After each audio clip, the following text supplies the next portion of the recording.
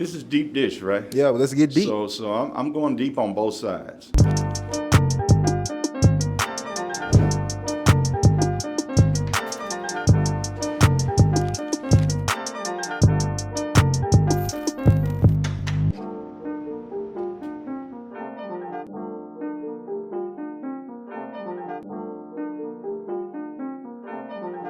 We back with another season of Deep Dish Conversation, season number 3, and 3 is my favorite number.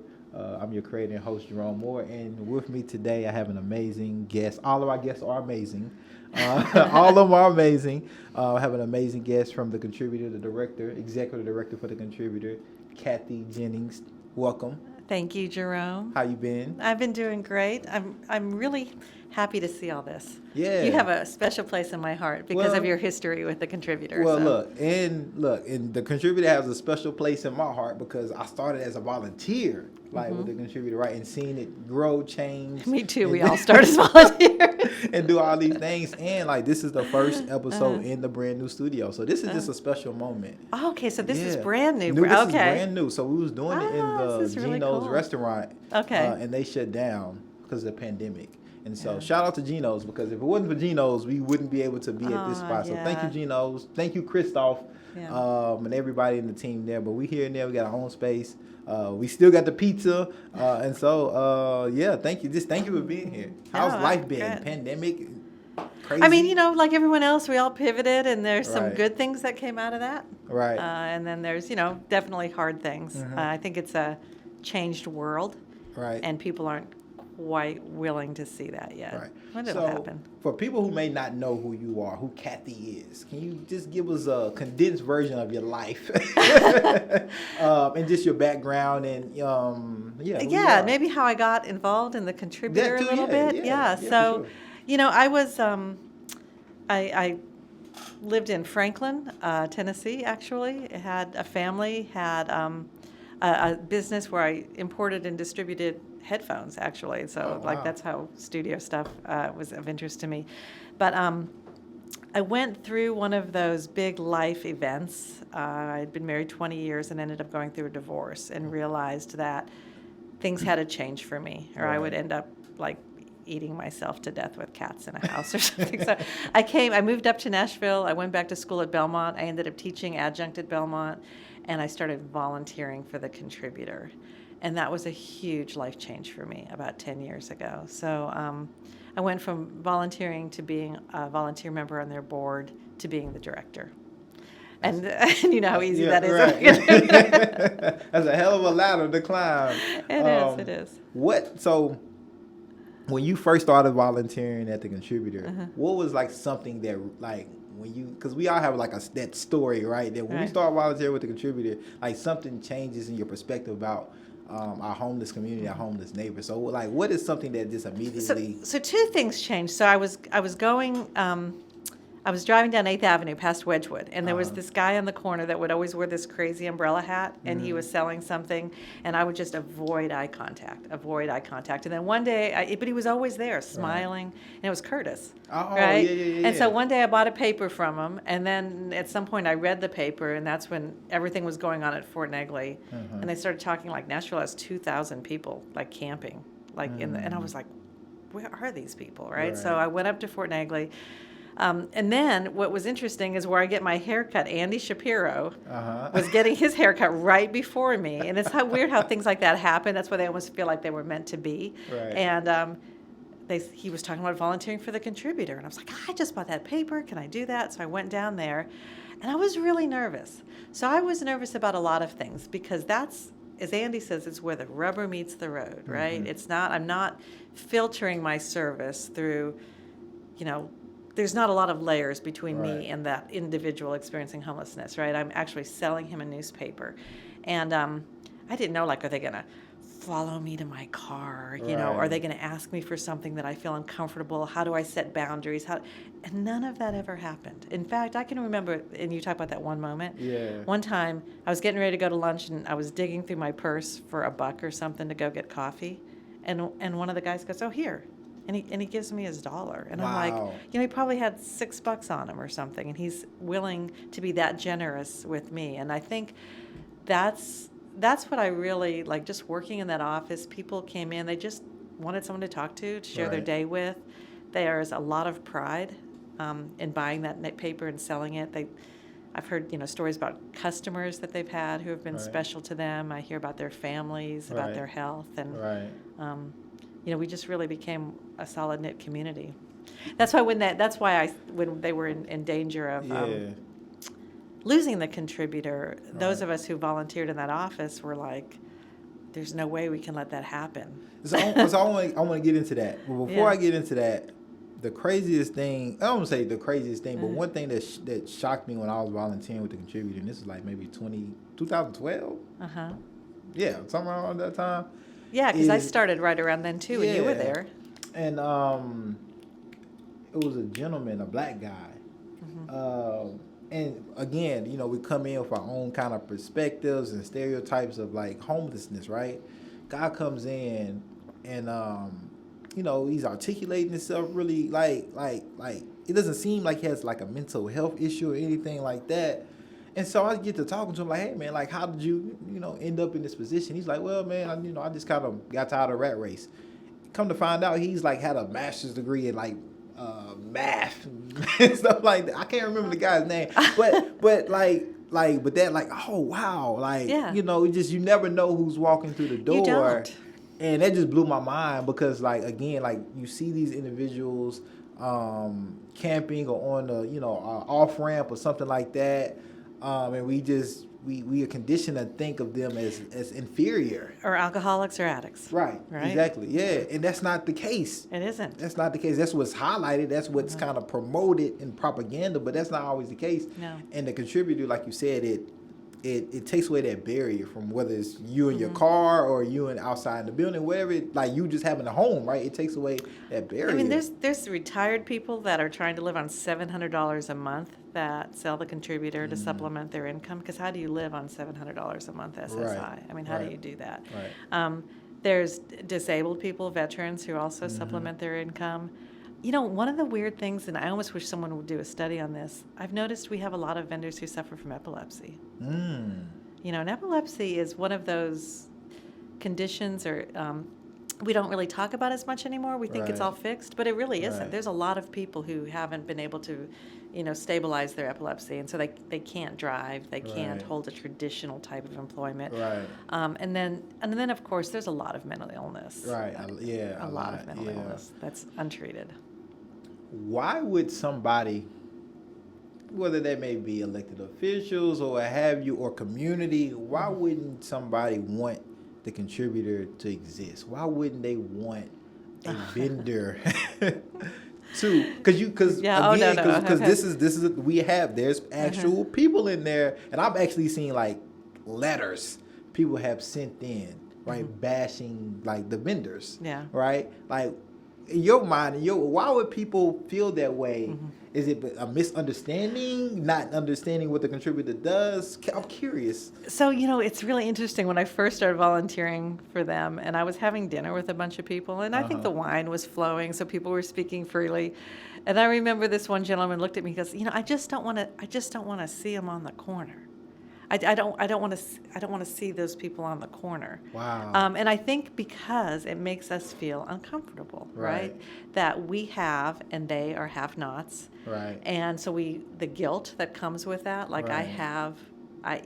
have things and they Right. don't have things. And so we have to start pointing fingers, right? Right. And so it's like, well, it must be their fault because it sure in the hell isn't my fault, Right. So I think that's part of it. I think, there's also, as much as we work with our vendors to make sure people, aren't under the influence of any type of substance when they sell, they're always assuming that people are alcoholics, or maybe Right. they have bought from a vendor who has been drinking and they could smell it on their breath. And so, but I would challenge anyone to ask them, do you have any alcoholics or addicts in your family? They're Right. not homeless, right? So what's the Right. difference there? There isn't a family to catch them. There isn't a network to catch them or a Right. community to catch them. So I think there's a lot of that. There's just a lot of prejudice. Like they should be working in a Right. traditional job.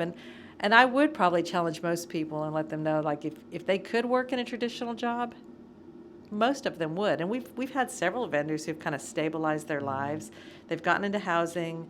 If they've needed medical help, they've gotten medical help.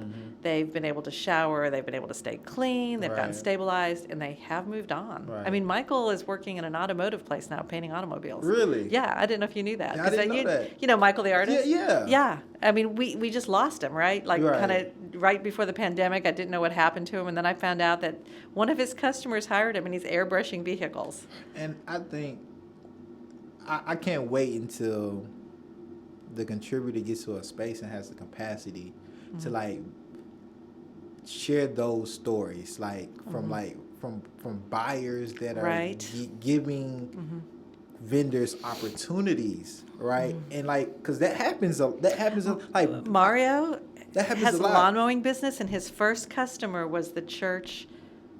Because he said he sat there as he was selling that paper trying to think, and he decided, I'm going to save up and I'm going to buy a lawnmower. Well, now, Right. I mean, he has a truck, a trailer, and he mows lawns. And here's a cool thing, full circle, is, we're doing housing now. Right. And when you go into Section 8, you need furniture. So we were like, what are we going to do? So we put out this call on Facebook.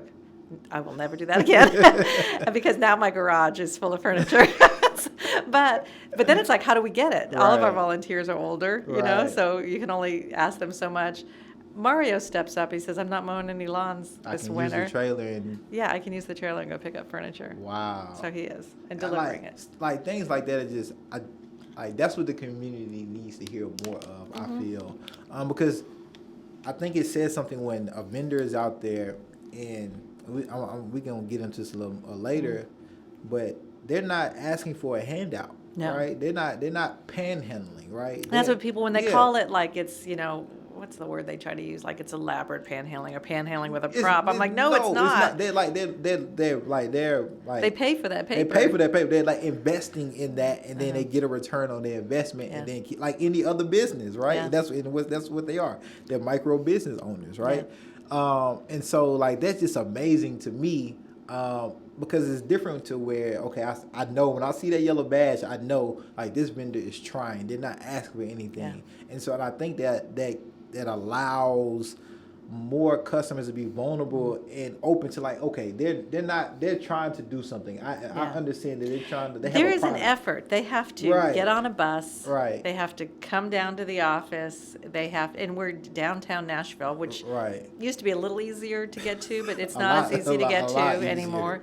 So they have to get on a bus. They have to get down to Nashville, Right. or if they can't just like walk out to the corner and hold out a cardboard sign. Right. They have to make effort, Right. and then they And have to find a get s- together money. Find a spot, location, right? Right. That's not taken already, or is not dangerous. Right. So yeah, a lot no. of people don't think about that. Yeah. No. Because I know some of our vendors in different locations in town have dealt with that. The Right. danger of, gangs seems like a big word, Right. but, gangs seeing them out there knowing they have money. Right. No, they targets in a lot of different They target ways them. that we might don't think about because we're not in that position. Right. But and I'm pretty sure even more so for female vendors, right? Yeah. I got a question for you, a deep question for you. Oh. How has working with the homelessness community here in Nashville changed you and made you reflect on who you are, your privilege, and all those things as just a person? Oh, man. It's, it's funny because when I taught at Belmont, because I taught English so I could teach anything I wanted, really. And so we talked a lot about that, about privilege and dealing with privilege. Right. Because there's, as a white person, Right. the first thing you feel is guilt. And then you want to go in and be the white savior, Right. right? And then you can't do that either. Right. You learn to stand in solidarity. I'll be honest, I am still learning all the time. Like I Right. just did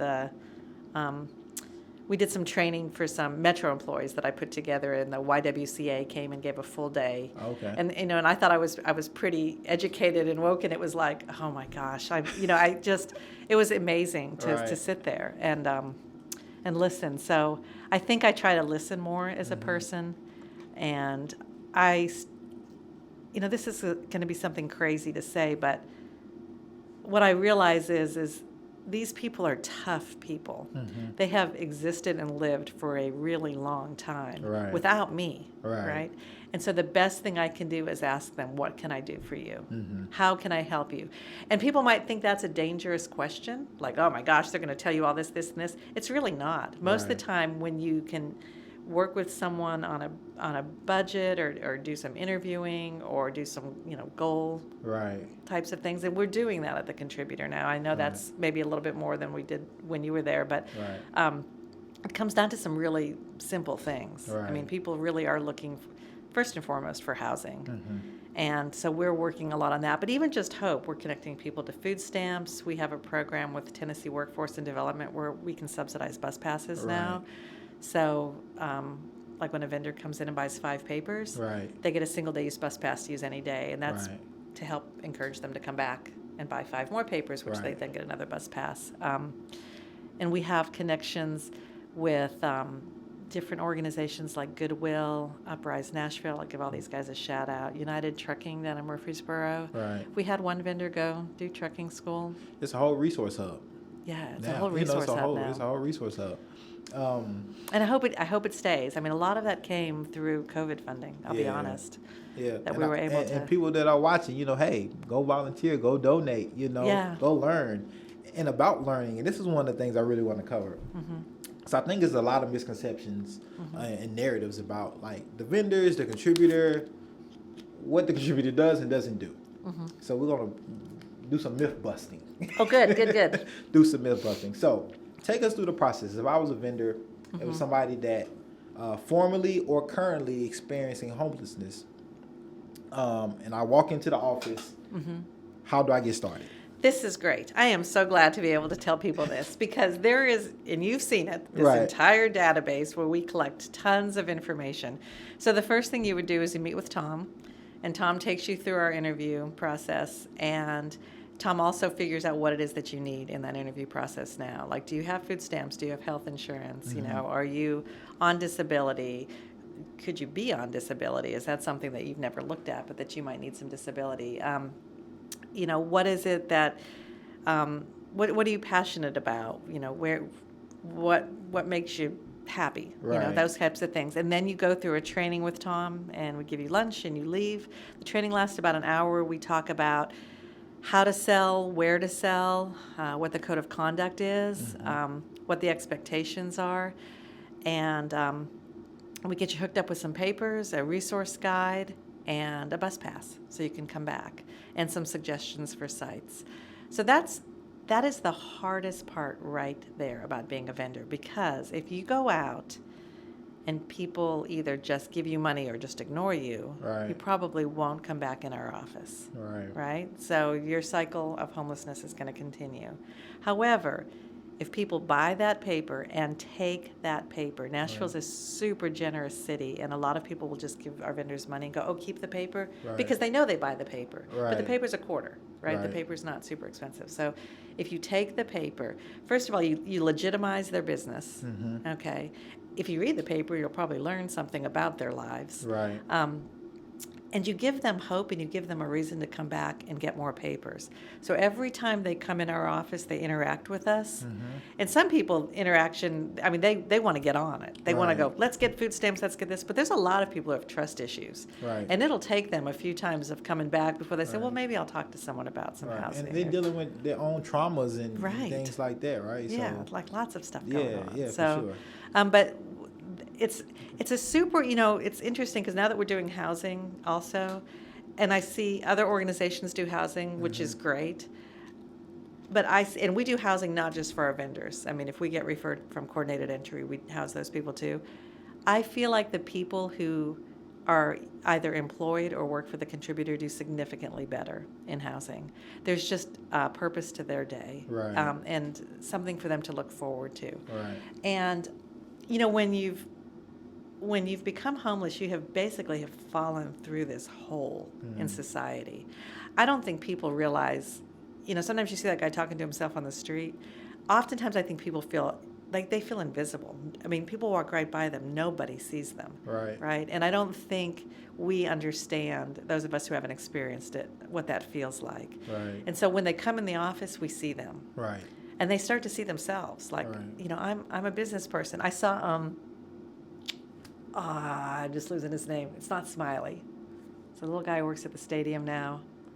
Super proud of himself. Anyway, it might be Smiley.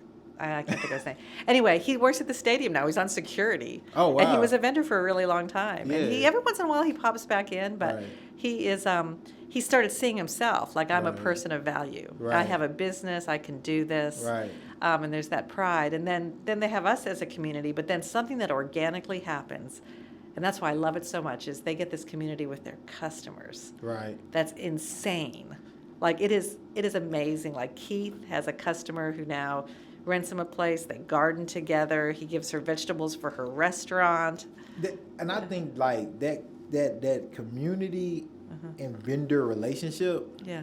like that's like one of the most amazing things about it, because as a community member, you have a chance to be intentional. Right. You have a chance to be intentional Exactly. about one, being vulnerable, but also getting a glimpse, you know, and understanding another community member that is in a completely different bubble situation than you're Right. in. Now you can either, you know, they can be invisible to you, which a lot of people do, just drive by, or Yeah. you can just feel like, hey, here you go, and that's it. Or you can take the next step and build that relationship, and that just might be talking to them initially for the 5 or 10 seconds you have at the light, getting to know their name, Yeah. and exchanging some information about yourself and building that rapport, and then that could lead to, oh, like, you didn't know they could do woodwork and you need a patio done, or, you know, or anything, or Yeah. you need some artwork. Oh, they are artists, and, you know, or they went to art school. You just never know. I think most people in Nashville know Sean that works at Music Circle. What was interesting is that our cover this week is Jimmy Allen. And so Jimmy Allen Jimmy is... Allen. Yeah, he just got the CMA New Artist, I think. Oh yeah, come on, Jimmy Allen, come on to Yeah. Deep Dish Conversation. Let's talk about it. Yes, Jimmy Allen should come. Come on, you know, Jimmy. he might. He Hey, might. Hey, link us up. Put us in So, contact. you know who linked us up with Jimmy? Who? Barbara. Barbara, make it happen. Jimmy, Yes, you get some Barbara pizza linked- with it. You know? But Jimmy has...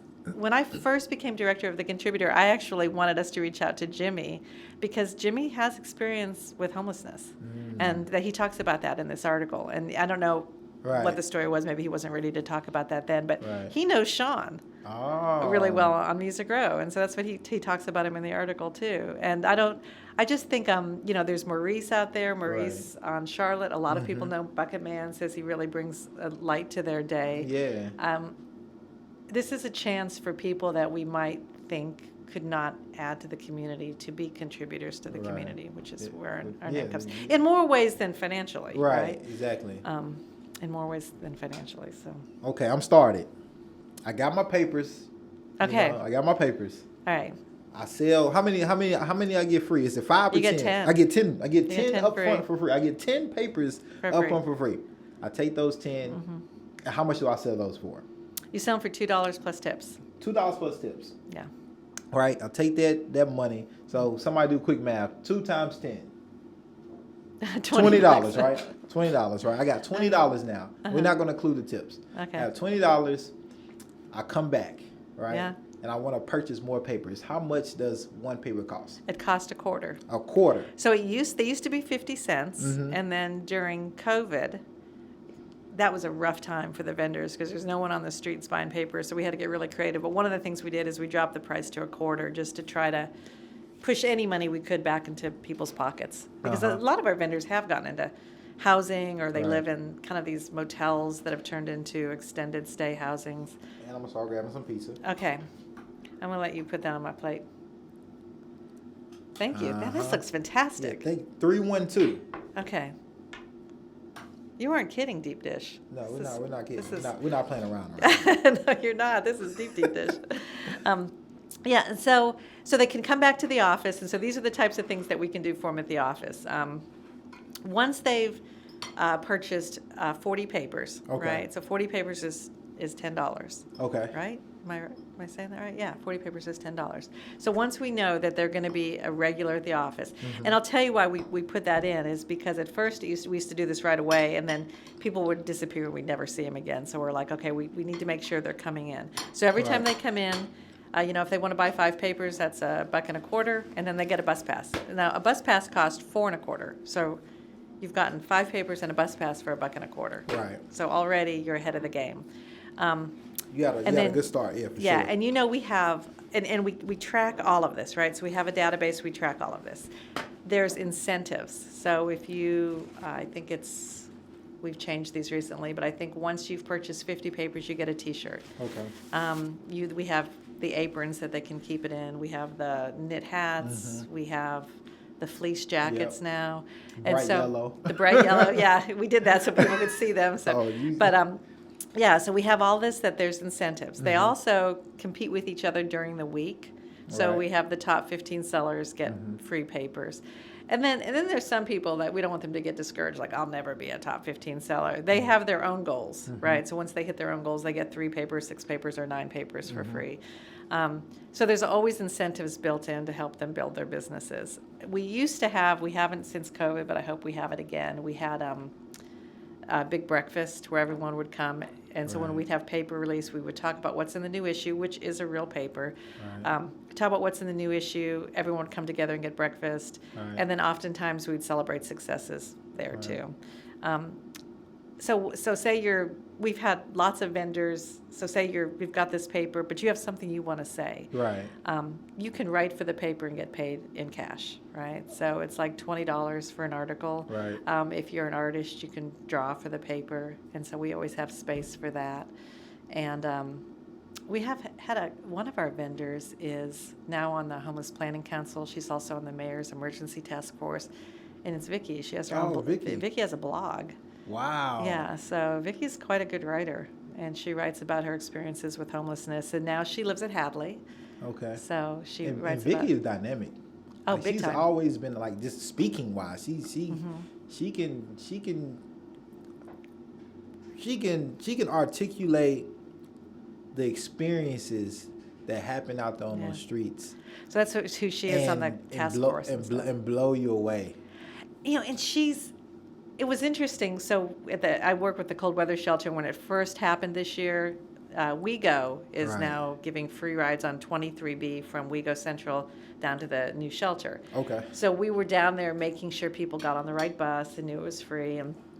And Vicki really wanted to come down and help. And so she came down, and it was great to have Vicki there because she thought of things I never would have thought of. Like, watching people try to get all their stuff together. She'd say, put this here, put this here, put this here. She would show them like this is how you carry all your stuff. And I wouldn't have been able to tell them that. And then she just had this way of making people feel immediately comfortable. But I think that's what happens when you empower the people that you are like building with, right? Right. Because I believe that's what the contributor is doing. Like, people like to say help, but I think the contributor is building Yeah. with the homelessness community, with our homelessness neighbors here. And I always like to use neighbors because I learned that from volunteering at the contributor and not just calling them homelessness or homeless people. Like, they still are neighbors. And when you say, like, I think the way it's worded a lot in the, like grants is people experiencing homelessness. That takes a long time to say, right? And so it's like, but they are our neighbors. Yeah. I mean, then they truly are, like Right. almost in every sense of the word. I mean, I don't think, especially in Nashville, I think if there were a couple of things in Nashville that I would like to see different, is I would like for people to become more engaged with vendors and buy and take that paper and read it, right? So they need to take the paper, so they empower those vendors to have that business. Right. And then I see a lot of people still panhandling. And I think it's just that kind of, they don't have hope that anything can be different. Right. So that was the other thing I was going to tell you is and you can eat. I'll Yeah, talk, yeah, and then yeah, I'll yeah, eat when you talk. No. One of the things that we do now, and this is all, we started this right before COVID because we had some funds to do it. So many homeless neighbors have lost their ID, birth certificates, and social security cards, and you can't do anything without those 3 pieces. So we started subsidizing those. Okay. And then we started applying people for the food stamps. And what we are is we're a SNAP employment and training program. And so working at the contributor satisfies that. There's a requirement for work, right? So, and we're able to track how many papers vendors purchase. So that's another reason to take that paper, because if you take it, they're going to buy more, and then their numbers, that's the only way we can track their working, right, is the number of papers they buy. And that helps, too, when we apply them for housing, because housing is subsidized housing, and so we can show that yes, they bought this many papers, and What I really like about the contributor is how it legitimizes work, right? Everything is tracked through this amazing database where you can use it for tax purposes. Yeah. But also like food stamps or housing, it shows you a record of employment. yeah, You we know? know every time you've come in, what you've purchased. During COVID, we kind of stretched our sales. We did a partnership with Big Machine, and here's what they're so willing to do it with us because they know Sean. So isn't it interesting how Right. the world, and they so they have Big Machine. They're a label, but then they also have Big Machine vodka. Right. So they have hand sanitizer. So they Right. co-labeled it with the contributor, so the vendors could sell hand sanitizer, which was great. Amazing. Yeah, No, they sold a that- lot of yeah. hand sanitizer. We all are using it. We all we all are using more hand sanitizer than we probably ever used in our right. life. In our up until the pandemic, probably used more hand sanitizer in these 2-3 years than we did in our whole life. Yeah. I mean, it's interesting to me anytime I go in anywhere and ask for money Right. like a nonprofit does, or like ask for a partnership or ask for sponsorship. It's because of some vendor that someone knows that happens. Wow. Because Talk about they've impactful. it is. And then, I wish I could tell them how much they impact, because sometimes I think some of our vendors don't know that they impact the world as much as they do. and impact what the contributor can do next. Right. In the partnerships. Yeah.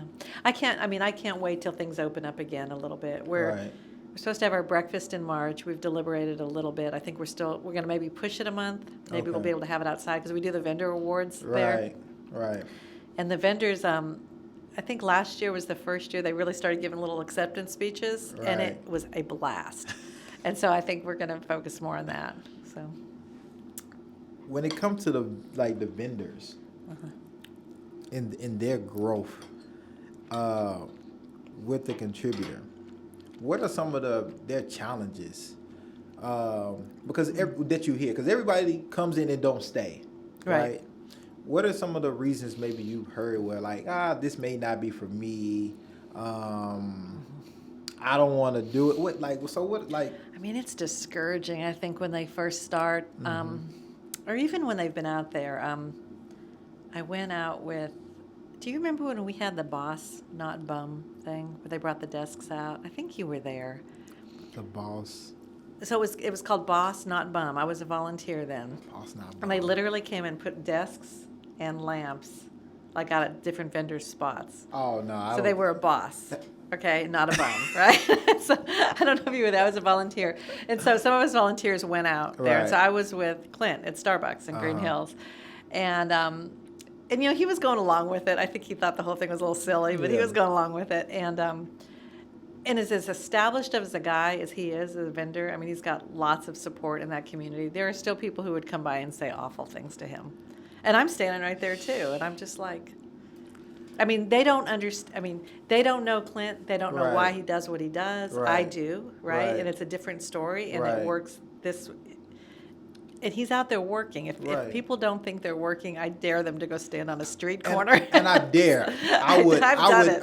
That should be a challenge. That should be a challenge. That should be do the contributor challenge because Go stand on that street corner for 6 hours. Because you never know what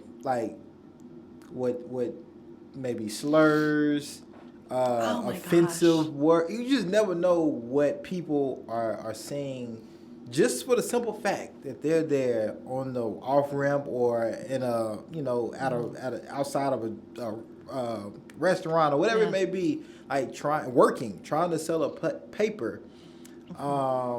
That makes them feel like they can just offend them just because they're doing that. Yeah. That's what people will you yell, have that "Get a time. job." People will yell, That's- "Bum," and other things too. I think those people definitely should do the challenge, but really reflect on themselves and how they think about just human beings, but also just people just in general, and just because they're doing something different than you, and we have this negative stigma about it. Right. It gives you the right to feel that way and say things how you're feeling. You can feel how you want to feel, but you have the energy. You're gonna take out the time of your day to offend somebody. It's not even doing anything to harm you. Right. Nothing to harm you. Nothing at all. Nothing at all. They just make you feel uncomfortable because you have more than they have. Right, exactly. That's all it is. Yeah. And that's something that goes with lots of things in our Right. society. So it's good to reflect on, why do I feel uncomfortable? And what can I do about it? Why do we feel uncomfortable with our homeless neighbors? Why? Yeah. I remember when I was doing biased things and privileged things in class, some students would say, "You're just trying to make me feel guilty." And it's like, no, I'm trying to get you to reflect on what you can do. Yeah, and it might be uncomfortable. Like if you are born in privilege, what can you do? Right, exactly. Yeah. What's going on, everybody? This is Jerome Moore, creator and host of Deep Dish Conversations. And I know y'all enjoying this episode, but just real quickly, make sure y'all hit that subscribe button and hit that notification so you can be notified when we drop new episodes and interviews. All right? I appreciate all love and support, and let's get back to this episode. Do you think, with still a lot of panhandling going on, mixed with the contributor, do you think people kind of get those confused and kind of just group them up all together, and therefore, that's where you get some of these narratives, oh, they're not working, they're panhandling, they just have glorified panhandling. They're that's glorified what it is. panhandlers. Yeah. Do you think a lot of our community members just lump it all together? Absolutely. How do we change that? How can we help them see? This is how we change this. Well, and one of the other things that we're actually just doing a new initiative, we are one of the recipients of Hack for the Community. Mm-hmm. So that's the HCA Hands on Nashville kind of tech 36 hours. And so we're putting together, we went digital with the paper too, so people could do digital subscriptions on our website during COVID, and if they had a vendor or any, they could pick a vendor off the map, they would get the proceeds from that, right? So that's another way we were trying to help vendors keep their income stream. Right.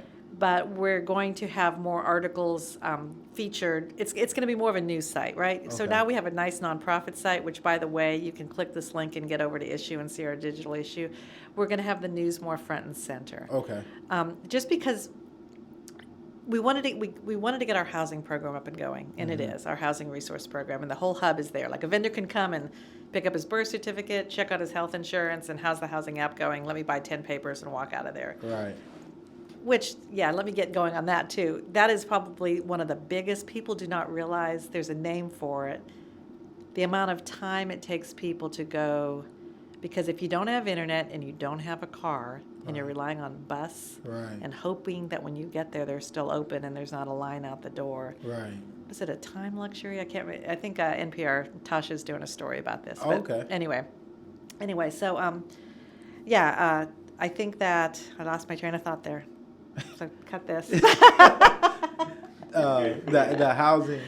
So our newspaper. Yeah. So what we're doing is we'll have the news front and center because we're a newspaper. What a better way to get the word out than a newspaper? So if we're not getting the word out, it's because we're not doing the right kind of news. We're not putting the news in. We have a print copy because, and we always will, so the vendors can hold it and sell it. Right. But there's other ways that we have to get the news out about who we are. Yeah. And studies have shown that the more we get that out, it's not going to affect the income of our vendors. In fact, it will probably increase their income because people will understand what it is they're doing out there in the corners. Right. And doing things like this. Yeah. Thank you. I've advocated for this. The contributor needs his own podcast. I know. Because I think it'll blow people away to hear the stories of the vendors. In their own words. Yeah. Talking about killer. Right. And I want to produce it. I think you would be great. Put me down. Y'all heard it. I'm producing the contributor, I had this conversation the other day. I said, by the time I say yes, the price will have tripled because he'll be so popular. Hey, what Fat Joe say? Today, what is it? What is today's price? What is it? I can't forget the price. I forgot how that goes. Well, it's something like... one of the cool things... Yesterday's price, not today's price. That's what it is. Yeah, one of the cool things we've got going for us, and we just did this, and so, do you know Judith Tackett? She was the director of Homeless Impact Division. She was a journalist before, but she was director there for a long time. The name sounds familiar. She had resigned recently, and it was just due to a lot of factors, but she's going to have a column now in The Contributor. Wow. So she'll be coming on having a column that will feature more on like the Continuum of Care. Those Right. are all the nonprofits that work with people experiencing homelessness. Right. And she's going to interview like Metro Council members and things like that. And just she's got a lot of insider information. She worked there for a long time, so she knows a lot of folks. So she'll be having a column. Right. So this is like the first public time I've said that. So we're pretty excited about that. The new website will probably be launching this spring. We're excited about that. But I do think we need a podcast. We need to be more multimedia. Yeah, hey, it's news. Hey, make Yeah. it like, look, I'm here. I'm here. This is we- the first stop. Yeah, and in doing that, like I'm always really cognizant of the fact that the reason the contributor exists, though, is to help people experiencing homelessness make money and to be heard. Right. And so I never want to circumvent that. Right. It's easy to get kind of caught up in what you're doing. Right. And I want to make sure we never do that. That we want to always, whatever we do, that somehow it ends up putting money back in people's pockets. Right. That have a difficult time holding a traditional job at the moment. There used to be lots of jobs for people who couldn't do that, right? And a lot of those jobs have been kind of replaced. Right. And so I had one of our big sponsors, and you know him. I remember I asked him, I said, so you've been here long before me. Like, what made you? He's not what you would think of as the typical person who support the contributor. And he says, I actually have a relative who's schizophrenic, and he has tried to hold. You would meet him, you would never know. He's worked in numerous places. It always lasts about 6 months. We think everything's stabilized, we think everything's good, and then it's not, and something happens. And he said, and if my family wasn't there to support him, I don't know what he would do. Right. And so there's so many people out there that just don't have that. Right. And the contributor is their family. We are. Yeah. We are. So there are a lot of social critical, cultural, political issues that can directly cause homelessness or keep people homeless. And I was doing the research. I was preparing this. I was finding out so much. Yeah. And one of the things, like everything, it seems like in the United States, there's racial disparities in homelessness, right? In homelessness. So I was like, wow. I never thought of it in the sense of like, oh, how did like redlining and a lot of these things play into homelessness? And so I was like, well, I gotta ask Cathy about these things and see. How do you see those critical social issues that we're affected by play a part in the homelessness community, whether it's staying homeless or becoming homeless? Right. No, there's shelters in our community that are predominantly African American, and I see a lot of people in their heads being okay with that. Right. Well, they're sleeping inside. They're in this shelter. And I'm going to be the first one to say, like, that's not okay. I mean, it's not okay.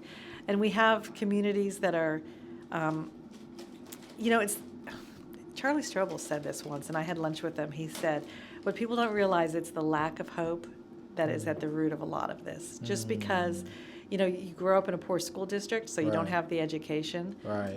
And we both know that happens all the time, right? And you don't have the education, so then you can't get the education. Then you're living in, subsidized housing where the only way out is to do something illegal. Right. Like it's drugs, or not necessarily the only way, but it's certainly the most obvious way, right? And families fall apart, and there's not adequate parenting because you've got a mother working 2 jobs trying to keep a roof over her kids' heads. So it absolutely plays into all of it. I mean, and I think that's, and one of the things that at the contributor I've done, and not as good of a job as I would like. I think COVID kind of interrupted, but really trying to intentionally hire people or have people on our board with more experience than I have in this, right? So, and it's been good. It's been good, the people that I have hired, and I would like to do more of that. Right. Just because we can't possibly think that we know everything. Right. And like when you think about here in Nashville, like a livable wage is like $51,000 a year, right? Yeah. And then if you're talking about the average salary, I believe for like African Americans, it's like $19,000 a year, right? Yeah. And so it's like that's what creates homelessness. Like those type of inequities can like it just that's created by society that we all affected by, but just on different levels. Like that's why people can't get into housing. That's why people can't get into housing. Right. That's why people can't get into houses. Like, And there's so much, I mean, and I'm going to apologize to MDH, everybody right now. There is so much, when I say bureaucracy, so when I first was volunteering for the Contributor, there was a gentleman who was blind. He was 65 and he was living under Jefferson Street Bridge. And I was like, how on earth? right. How on earth can this guy not get into housing? So I just started, like, I went to the Salvation Army and said, hey, can you guys interview him, blah, blah, Right. blah. It took, like, a vehicle. I'm glad I had a master's degree, a computer to navigate that system to finally get him into housing. The amount of times I had to go to the doctor so they could verify he was blind, and he's blind. He has a genetic disease that made him blind. He's got COPD, he has hepatitis. He's definitely, I had to help get him his documents. That was hard. If you don't have where he was from, if you didn't have an ID, it was difficult to get a birth certificate. But you can't get your ID unless you have a birth certificate, right? So, and then I had to try to get someone who would notarize something for him. But how do you get notarized if you don't have any ID, right? So it's I don't think I was ever aware of this kind of thing. That's ridiculous. When I was a normal person. I'm not a normal person. That's ridiculous. Yeah, you the figure that- barriers Right. that you have to go through. You already got the barrier of just homelessness. Right. That's already a hell of a barrier. Yeah. And now I have to jump through all these hoops and try to get access to things I don't have access for while worry about trying to navigate homelessness to not be homeless anymore. Well, and I'll tell you, our vendors who do have housing. So we have one vendor. She is beloved. I mean, if I said her name on here, so many people know her. It's June, right? Oh, yeah. June has cancer, right? And we are trying to get June rental assistance. Right. Do you know how long it takes before you hear from any? I mean, it's been 6 months, to try to get. We've had a couple other vendors during COVID needed some rental assistance. Just, and they say that's a problem everyone's facing. It's Right. not just, but when people fall into homelessness, so then you fall into it, Right. and you think, okay, well then they can go to the mission, or they can go to the shelter, or they can work with Salvation Army. There are waiting lists for all of those things, and then maybe you're at the mission, or maybe you decide I'm not going to go to the mission, I'm going to camp. The minute you leave your tent, your stuff is stolen, right? So now you don't have your ID. So now you've got to go try to find and get your ID and all, because you can't get a job without your ID. Right. So the goal is to decrease the number of days first of all, that people don't experience homelessness, right? Right. If we can keep people from falling into it. But once they fall into it, is to build processes so they're caught. Right. Right. So Nashville has never had the data before. They wouldn't even know how many Right. days people are experiencing homelessness. That has changed in the last 3 years. That's good. In large part to Judith Tackett. So she really worked with HUD and worked with a team to get processes in place. So data's collected. And I know Right. outreach workers hate to collect data, but it's necessary Yeah. You got to be able to measure figure it out and where you you're- figure it out. Yeah. where you're going. So yeah, real numbers. yeah. That So gives- I'm chair of the shelter committee right now of the Right. continuum of care. So it's our job to give recommendations to Homeless Planning Council, who then passes those on to Metro. Right. And there's always been housing first is an absolute way to go. I mean, I know there's people who don't agree with it, but Right. we've seen firsthand that people don't start stabilizing until they're in housing, and they've got to be in housing a few months. Right. The first folks we housed at the beginning, I was thinking, I don't know if this is Right. going to work. Right. Probably about 6 months in, we did have people, with regular checkups at mental health co-op. We had a couple guys go into rehab. Right. Who are still 8 months sober. I mean, Right. they are working 2 jobs now. I mean, it's fantastic Well, to watch people, and they were homeless for a long time. But you gotta think about it. If you take a child, right, whose parents are divorced, and they go back and forth to different housing, Right. that's a different type of experience.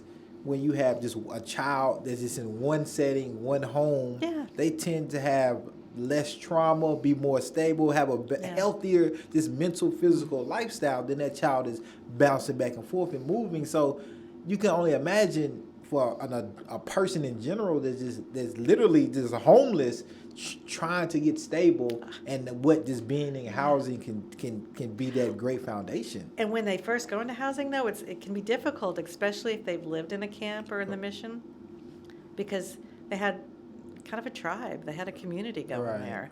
And suddenly you pop them out of it. Then they suffer the same thing. There's a lot of guilt. Like, I'm in housing, my friends are not in housing. Right. We had one gentleman go into housing. He was in kind of a transitional, like a hotel. He's now in a great apartment. Right. And the other day, he was actually so afraid in his apartment, he was going to go back and spend the night at the mission. And there's nothing wrong with his apartment. It was just big. Wow. So we just don't think about things like that. You know what that's kind of similar to? Somebody that's been incarcerated for a long time. Yeah.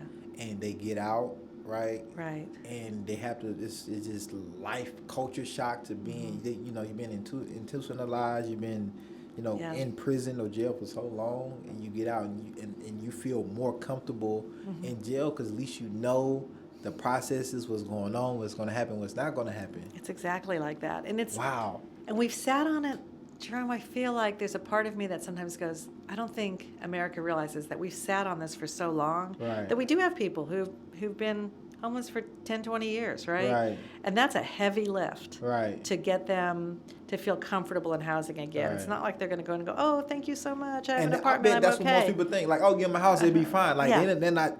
We're not thinking about the trauma and the comfortability that they've garnered and the trust that they've been able to garner with this lifestyle compared to like just giving them something and putting them in what we think is safer, is better. And I'm going to even go out on a bigger limb here. You were talking about communities of color. And there's a part of me that when I work with our vendors, I can tell like they'll talk to me, but there is a trust issue there. Right? Of people of color. They're not totally sure if they can count on me. So I have to be super intentional that I do everything I say I'm going to do, and I don't make any promises that I can't keep. Yeah, and so that was a big thing when I was volunteering, because I think at the time when I was volunteering, I was the only person of color, the only black person that was volunteering. And then when I was on staff, I was the only black person of color on staff. And you could see the shift, right? And the vendors that was willing to come talk to me and open up about things, which, because of that trust, and then just the trauma of that, white folks have had on black folks in the United States, right? The whole, it's like, so like you, and you have to recognize it, intentionally recognize it, and just be real about it. Okay, that exists. What can we do? Because we know there's trust there, just because of our country and like just what has been done to black folks. I mean, just culturally, just ingrained. Right. It's like there. And so it's always warms my heart when folks like yourself like are intentional and understand and see that, because some people could try to ignore it or feel like it doesn't exist, right? Oh, it exists in everything, right? And we just have to, it might be tense, but we have to have that conversation and be honest about it, right? And so I really appreciate that, and I appreciate the contributor recognizing that like it's a difference between somebody being white and homeless and black and homeless. It's levels. It's difference because of what comes just based off our skin color just in this country. And I don't want to be one of those people that just turn a blind eye to that. Right. Like and say, well, it shouldn't be that way, so it doesn't exist. It does exist. Right. It absolutely exists. Yeah, we got to call that out. No, like we have to call, like, and if more people call it out, I think we can get further along in addressing it and reconstructing, reforming, abolishing, whatever your preference is. I have this young lady working for me. She graduated from TSU, and I taught there for a while too, and really enjoyed it. And she she'll kill me if I say the wrong city. It's Chicago. Yes, yes, she's from Chicago, and she's was a political science major, and so she is just outspoken as all get out. And but I tell her all the time, I was like, call me out, Diamond. If I do something, oops, I just said her name. So I was like, if I do something crazy, you need to let me know. Right. And I said, just because my heart's in the right place, but I don't always know that everything else is following, right? And I won't know it unless someone tells me. A lot of people don't know or don't recognize your heart can be in the right place, but if you're not careful or intentional about how you move around in certain spaces, you can actually cause harm when you're Right. trying to be helpful or build, right? Yeah, I've done that. But that's but that's one. It's just good to call out, recognize, and know, Yeah. and that's the only way we grow and learn, right? Yeah. And so no, I appreciate you and the contributor for doing that. What's next for the contributor? Like what's coming up? So we are looking to refocus on. So one of the things that, being on a lot of these COC meetings, I always hear, like we need to get the community more involved, right? We need to, just because if the whole community was involved in this problem, Right. everyone would just have to do a little bit, Right. Instead of having some people do so much. Like we are just burning out our outreach workers right now. I mean, Right. these are these young people who are super passionate, who are working 60, 80 hours a week Right. for no money. Right. And And they're that's not not going to want okay. to do it 5 years from now. No, they aren't. So we Right. don't want to keep burning them out. And also, it's if we get the community involved, which is why I like the contributor, because it organically does it, right? It just Right. happens. Right. But we have to, on a larger scale. I mean, communities come and they volunteer, at Right. food pantries, at shelters. Right. But if we have more people just get involved Right. with the contributor. Encourage people who are panhandling to become Right. contributor vendors. We have these little bookmarks, but you don't have to give them a bookmark. You can just say, Right. hey, you guys should go down there and sell the contributor. I would, give you more money. I don't know. It Right. would just be, that would be great. We could do more public speaking, but I think that's the first thing is we have to get the community involved. And as I hear people talk about that, I'm like, oh my gosh, we're a newspaper. Like we're a newspaper. Right. And if there's no better way to get the word out. So we have to we want more people to read this newspaper, even Right. if it's digitally, even if it's on their phone. Right. So that's what we're going for this year, Right. as beefing up our reporting and getting more people to read it, Right. because that will circle back and help the people who sell it. For right? sure. Yeah. For sure. And it will help the people who aren't selling it now have faith. Like when the contributor started, it was new. Mm-hmm. And were you there then? I No, wasn't. what was it 2009? It was something crazy. They sold like 100,000 Yeah. issues that Yeah. year. Had over Was it 400 It was vendors. either 7 or 9. I can't remember. Yeah, we could easily have 400 vendors, right? Yeah. There's enough people out there that I see panhandling Right. that we could have 400 vendors. We have Right. now about 150. Right. Like and active. Yeah. Okay. Yeah, They come every week. Some just buy Right. a few issues a week. Some buy gazillions. Yeah. Gazillions. But I would like to see the contributor become more of a force, and that employment side of things Right. really start ticking in people's brains. Right. And so, I really, especially for the people who don't see the value and impact of the contributor, right? They say, "Oh, you bums, and y'all just get a real job." I really want to challenge people and challenge the contributor to create something where people can have that experience beyond volunteering, right? And go out with a vendor. I just think that'll be like, and then reflect on it, right? You go out there for 3 to 5 days and see how many papers you can sell. See where your morale is and your spirit, and like just see where your mental is doing that for 72 hours. Yeah. And then let's talk about it.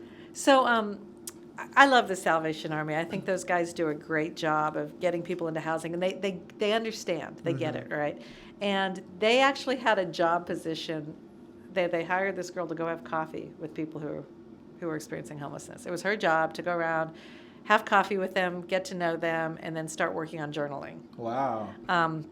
Which it was a fantastic. I mean, Yeah. we've actually got some of their journals because the way they were written was really good. It talked about kind of past trauma, Right. where do you want to be, and then you were able to kind of walk that back. Yeah, like these are what that's you want to amazing. do. It is, and I think Yeah. that the contributor, people could do that just Yeah. like, and I know it does happen. I do Yeah. know it does happen. Yeah. People talk about their customers taking them here or there. Right. And so that's, we are into serving the people we work with more. For as many people as we've helped, I have seen the vendors that they're just there year after year, and I'm always like, what is it that's keeping them Right. from moving forward? And so Right. now we have the funding and the vehicle in motion that we can actually Right. start looking at that, right? Right, And so right. one of our vendors who's been a vendor for 10 years, he's one of the guys who did go, he's always struggled with addiction, and now he's been clean and sober for 8 months, Wow. got a couple of jobs. He still sells the contributor on weekends. But, It's amazing. Yeah. No, it's Yeah. amazing.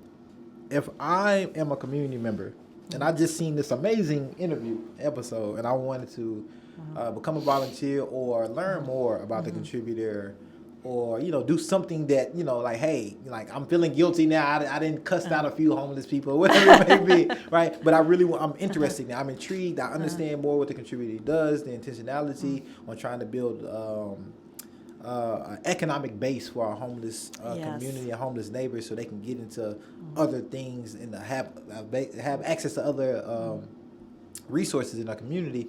What can I do? How do I do that? So the first thing you can do is find a vendor. Okay. And there's even a map on our website. If there's not one in your regular driving thing, you can kind of figure out where to go. Find a vendor, buy the paper, take the paper, and then just say something nice like, hey, my name's Jerome. Right. Or hope you have a good day, Keith, or whatever. Right. That's the first thing you can do. And then the second thing is, if you want to come down and get more involved, we have lots of different things you can do in the office. You can pick up a shift, like 2 hours a week, and that's where we sell. You're the front line. You're who the vendors talk to. We have, and our volunteers, they're all the same people. Right. They've been there for 10, 12 years. I'm going to say this.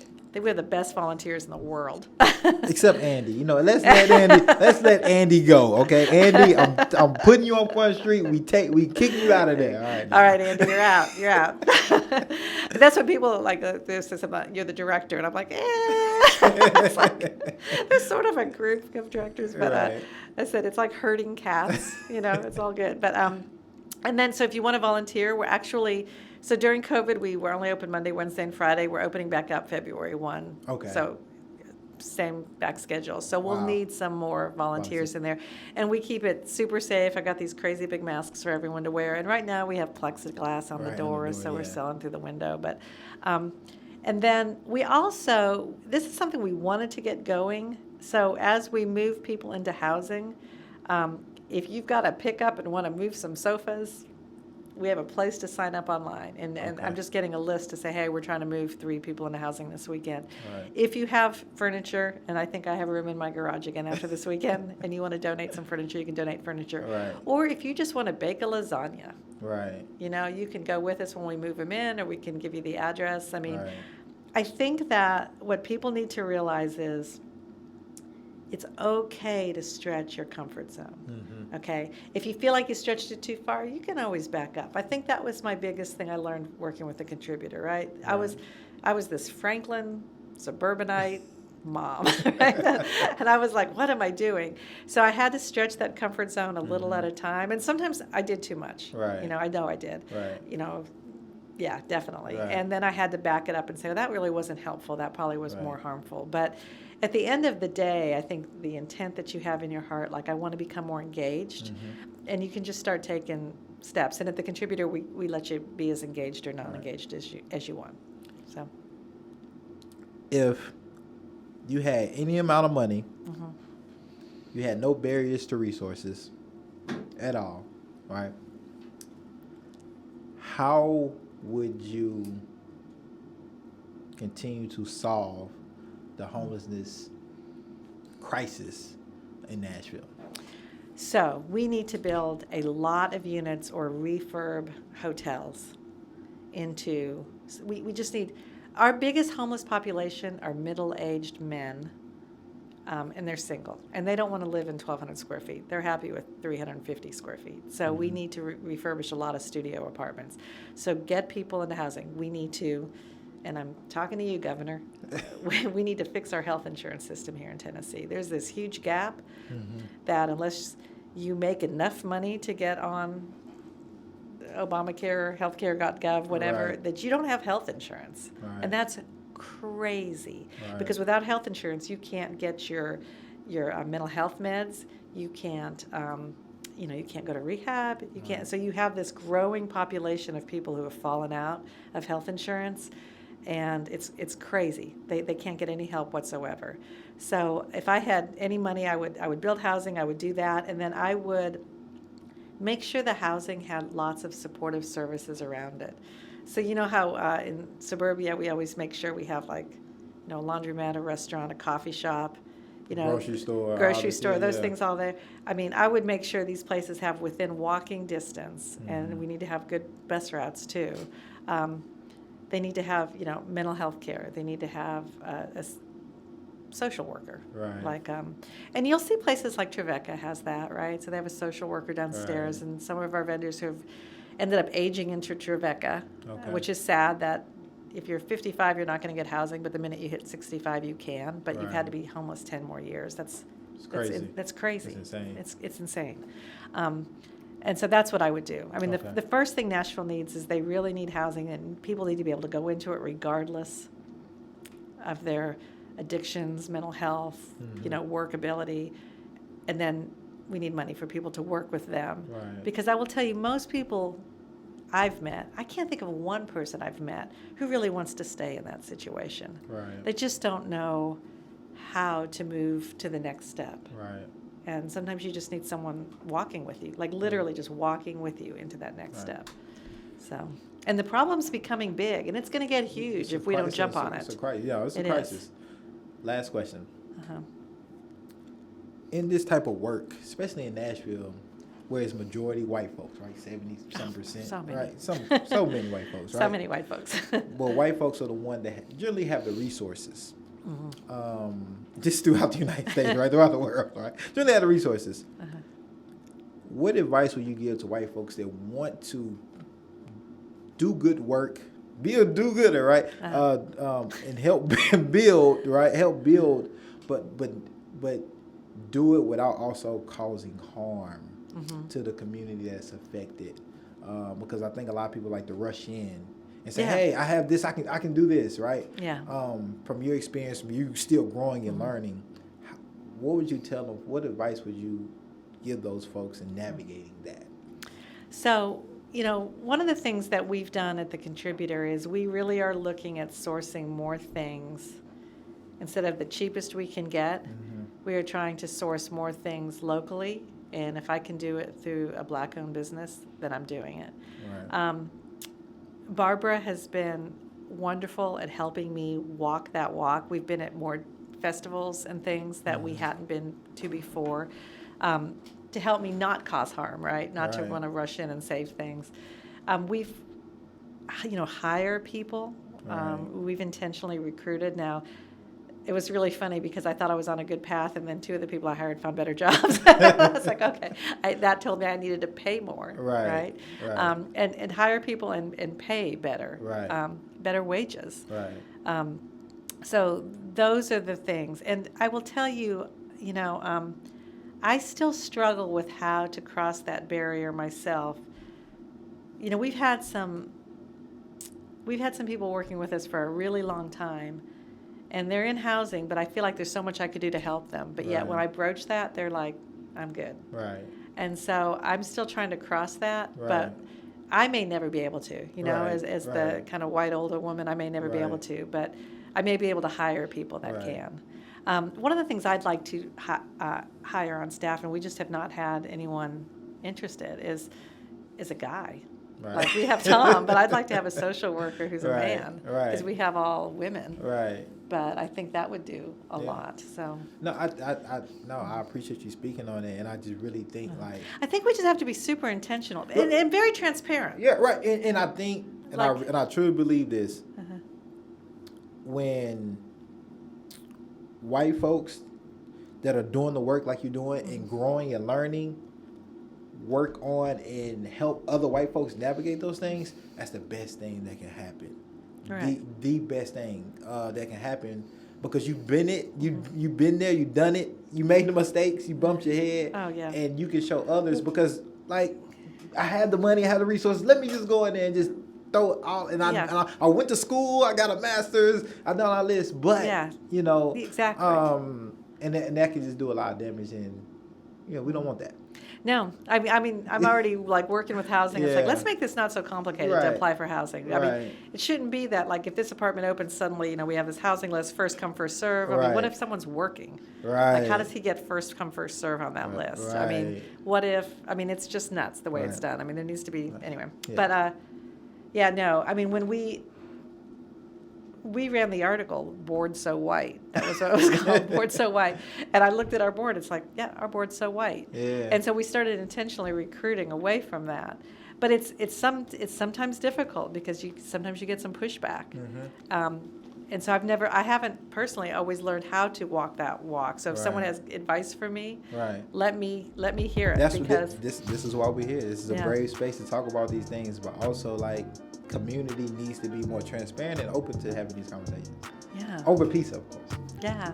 No, this is a great podcast. I watch them and look, Cathy, I appreciate your time. Like, I am flattered that I got to be on here. I was looking at your list and going, I don't know how this happened, but I'm good. She's here. Yeah, thank you so much. Thank you, Cathy. Thank you all for watching and listening. And we're gonna finish this piece of some way somehow. Yes, we are. I talk too much, so I can't. But you can eat it afterwards. You know, like they just want to see it. All right, we'll see y'all later. Thanks.